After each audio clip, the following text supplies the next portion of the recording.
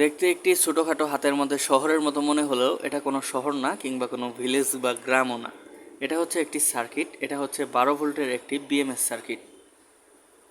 তো দেখতে পাচ্ছেন এটার মধ্যে থেকে আউটপুট পাওয়া যাবে সর্বোচ্চ 12 ভোল্ট 10 অ্যাম্পিয়ার পর্যন্ত, মানে 120 ওয়াট পর্যন্ত। এটা কিন্তু আউটপুট কিংবা ইনপুট নিতে পারে, অর্থাৎ এটিকে চার্জ করতে পারেন ব্যাটারি 120 ওয়াটে, কিংবা আপনারা চাইলে 120 ওয়াটে এটা থেকে আউটপুটও নিতে পারেন, যা বেশ অসাধারণ। এত ছোটো একটি সার্কিটের মাধ্যমে এত ওয়াট পর্যন্ত লোড নেওয়া যায়। আর এতে কিন্তু 12 ভোল্টের আউটপুটের জন্য ব্যবহার করা হয়েছে দুটি পিন।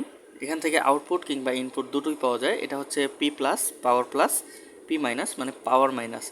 এখানে কানেকশন করতে হবে 12 ভোল্টের যে প্রান্ত রয়েছে সেটি। আর এই হচ্ছে মেইন কম্পোনেন্ট, এটির মাধ্যমে সম্পূর্ণ ব্যাটারি কন্ট্রোল হয়। সম্পূর্ণ 3টি ব্যাটারিতে কানেক্ট করতে হয়। 3টি ব্যাটারিতে সম্পূর্ণভাবে পাওয়ার ডিস্ট্রিবিউশনের জন্য এই সার্কিটটি ব্যবহার করা হয় এবং এগুলো কাজে লাগে। ব্যাকসাইডে তেমন কিছুই নেই। এখানে দেখতে পাচ্ছেন 0 ভোল্ট।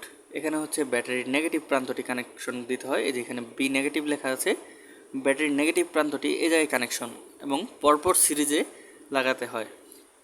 এরপর 0 ভোল্টের পরে দেখতে পাচ্ছেন এখানে হচ্ছে এটা কত 7, তো এটা হচ্ছে 4.7 সম্ভবত। জাস্ট আমি অন্য একটা সার্কিট দেখি।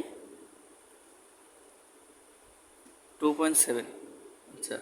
সো এখানে হচ্ছে 2.7 ভোল্ট কী জন্য আমি জানি না।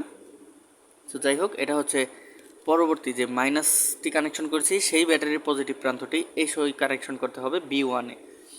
সো এটা হচ্ছে সম্পূর্ণ 3.7 ভোল্ট। আচ্ছা, এটা হচ্ছে 3.7 ভোল্ট মানে একটি ব্যাটারি। সো 3.7 ভোল্ট থেকে কিন্তু 4.2 ভোল্ট পর্যন্ত হয়ে থাকে এই ব্যাটারিগুলো, যার জন্য এখানে 3.7 ভোল্ট লেখা রয়েছে।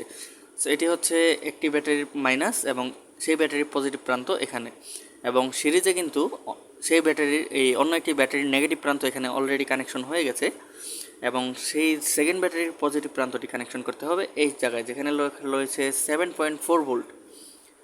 এখানে কানেকশন দিতে হবে এবং সেটির সঙ্গে যে সিরিজে নেগেটিভ রয়েছে সেটিও এখানে কানেকশন হয়ে যাবে, এবং সেটির পজিটিভ প্রান্ত অর্থাৎ 3 নম্বর ব্যাটারির পজিটিভ প্রান্ত কানেকশন করতে হবে এটিতে 11.1 ভোল্ট, বা যেখানে যে বি প্লাস রয়েছে সেটিতে কানেকশন করে দিলেই ব্যাটারিটি আপনার কমপ্লিট হয়ে যাবে, এবং এখান থেকে আপনারা 12 ভোল্টের পাওয়ার আউটপুট এবং পাওয়ার ইনপুট এখান থেকে ব্যবহার করতে পারবেন।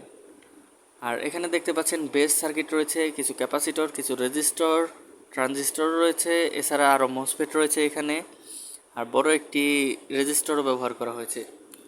সো এই ছিল মেইন সার্কিটগুলো।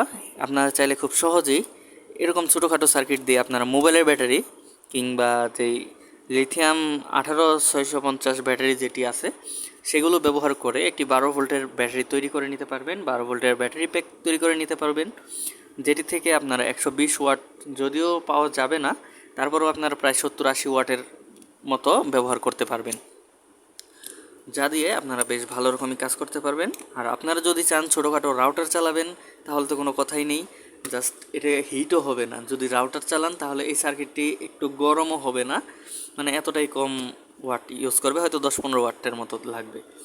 সো এই ছিল আজকের ভিডিওটি ভালো লাগলে একটি লাইক দেবেন, চ্যানেল নতুন হলে সাবস্ক্রাইব করে পাশেই থাকবেন এরকম আরও ভিডিও পাওয়ার জন্য। আর আমি অবশ্যই চেষ্টা করব এই সার্কিটগুলো দিয়ে সম্পূর্ণভাবে নতুন একটি ভিডিও তৈরি করার, যাতে করে ব্যাটারি কানেকশন সহ আপনাদেরকে দেখাতে পারি। আমার কাছে আপাতত ব্যাটারি নেই, যার জন্য আমি কানেকশন দিয়ে দেখাচ্ছি না, আর ব্যাটারিতে তাতাল কানেকশন ধরতে গেলেও বেশ কিছুটা সময় লাগে। সো আমি অবশ্যই চেষ্টা করব পরবর্তীতে এটি দেখিয়ে দেওয়ার। সো এই ছিল আজকের ভিডিওটি ভালো লাগলে একটি লাইক দেবেন, চ্যানেল নতুন হলে সাবস্ক্রাইব করে পাশেই থাকুন এরকম আরও ভিডিও পাওয়ার জন্য। সকলেই ভালো থাকুন, সুস্থ থাকুন, দেখা হচ্ছে পরবর্তী কোনো ভিডিওতে।